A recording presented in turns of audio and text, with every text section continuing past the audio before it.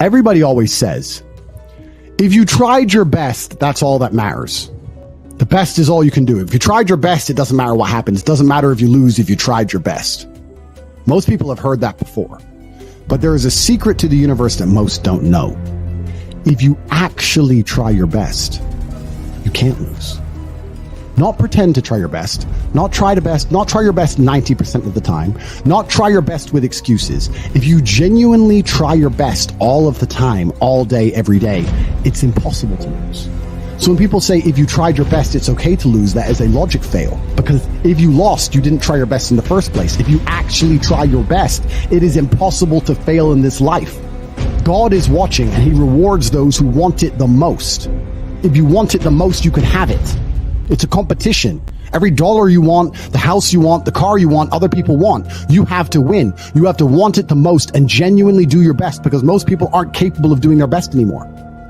To get up every day, whether they feel like it or not, and perform regardless. That is the secret. You cannot fail if you try your best.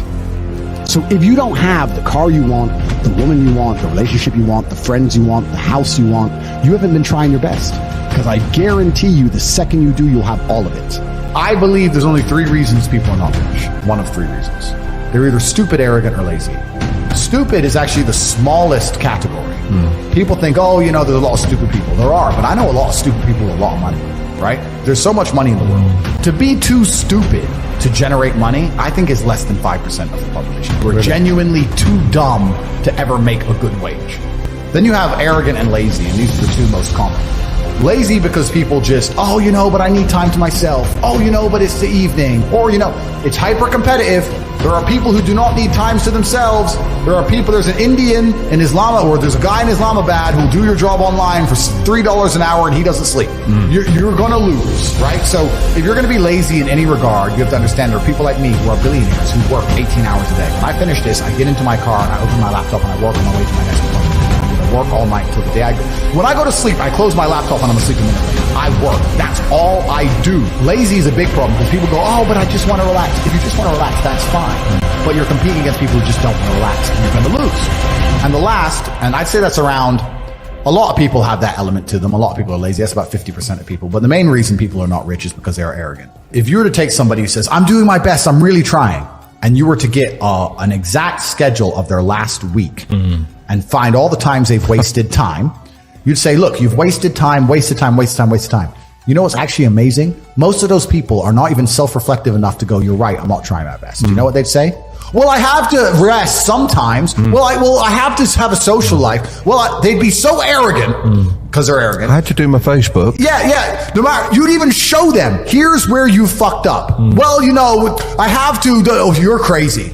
And then they go back to being a loser. A lazy person thinks he's working too hard, and a successful person thinks he isn't working hard enough. And we're doing 20 times the work they are. And we're like, oh, I could have done more, could have done this. Oh, I missed that today, can't miss that again. Oh, I should have taken that call. I should have flown there. I should have. That's, you know, we have guilt about it. They don't give a solitary fuck. And even if you pointed it out to them, they'd sit there and go, oh yeah, and they'd make some excuse for it. It's the brutal arrogance of people. Perhaps 50, 60 years ago, you could be a normal man with a normal job, have a normal life and a normal wife and a normal house and a normal car and be happy. But the world we are now living in is proving that being a normal man is nothing more than slavery. Being a normal, law-abiding citizen with a normal income and a normal wage and one passport and a normal wife is going to leave you depressed. Sooner or later, she's going to leave you and you're going to end up fucking suicidal and miserable. This is what I don't understand about people, especially men in the world today. Why are they so worried about being afraid? Why are they so worried about, I was afraid every time I fought. Yeah. I fought anyway. Yeah. Like, I don't let fear guide what I'm going to do. I do what I'm supposed to do regardless of how I feel. So I don't see anything wrong with feeling fearful. I don't see anything wrong with feeling stressed or under pressure or anxious. All these things men are trying to get rid of. And I talk about men specifically. I gender this because I'm a man. I don't know how it feels to be a woman. But all these things that people are trying very hard to get rid of from their brains, I don't see why they need to leave. I will argue the point that if I feel anxious and pressured and stressed and fearful, I will get more done than if I was happy. I think if I was happy, I'd just be hedonistic and just wasting my time. I think that you get a whole bunch done with these negative connotations and negative emotions, and I think that life is suffering and pain, and you're here to go through it, and the sooner you get used to the taste, the more successful you're going to be. I have no interest in trying to change the flavor, my friend. The flavor of life is pain, and I will eat all of it. And it doesn't matter if they put me back in jail or not. I'm not sitting there going, how can I be happy in jail? I will sit in jail and say, yes, this sucks. It's supposed to suck. Yes, I'm not enjoying this. Yes, I'm anxious and paranoid. And yes, that guy might stab me. And yes, I can't sleep and I miss my family. And this is what's supposed to happen to me. And this is how I become the best man I can possibly be. And I'm going to succeed regardless. So if you're not the person who's waking up every day going, how do I improve my existence? Then nobody is. Nobody on the planet is considering improving your one spin on Earth. No one else cares. Nobody else cares. So if you don't care, then you're fucked. So you need to wake up and care. And it's amazing to me, like you're saying, how did I find my mentors? I just tried a bunch of them. Like when I had no money, I would try very hard I'd listen to lots of different people, or I tried different things, and I wasn't scared to invest in myself, because I understand that, look, if he's taking time out of his life, then I need to reward him for it financially. And I tried very hard, and I listened, and I paid attention, and I was never lazy. I don't believe there's a person on the planet who pays attention, tries their best, is never lazy, is on time, works hard, has a mentor, and is giving it his all, who isn't rich. I don't believe it.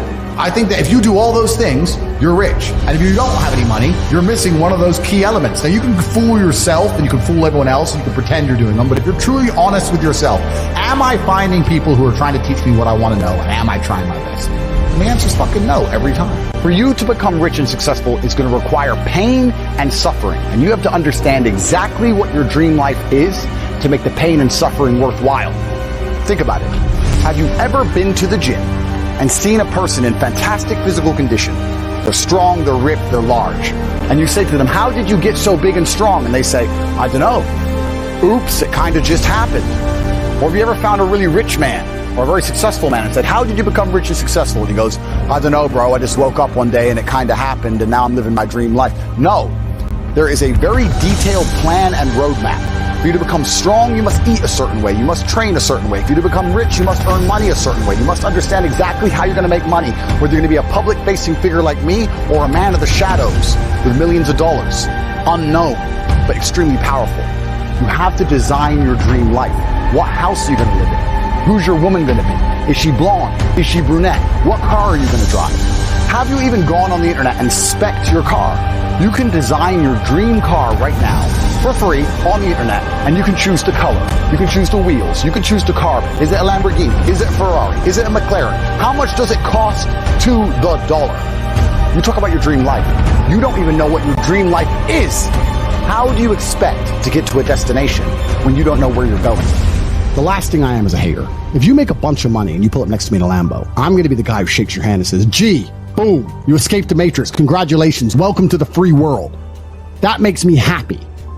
I want all of you to win. I'm not a hater. I'm not out here hoping I get to win and you lose. If you lose, you deserve to lose because you didn't take action. If you take action, you will win.